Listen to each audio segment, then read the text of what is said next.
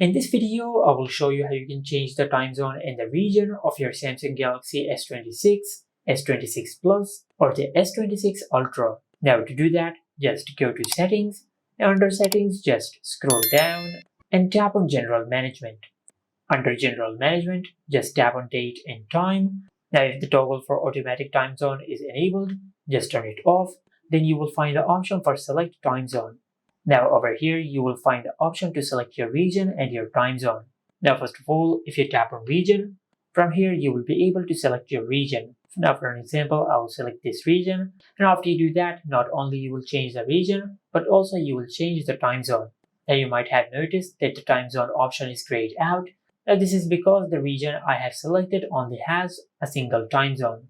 But if I select a region which has multiple time zones, for example, I will select Australia.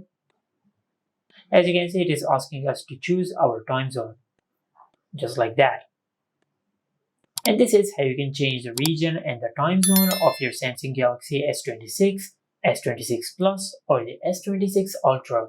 Make sure to like, comment, and subscribe. Thank you for watching.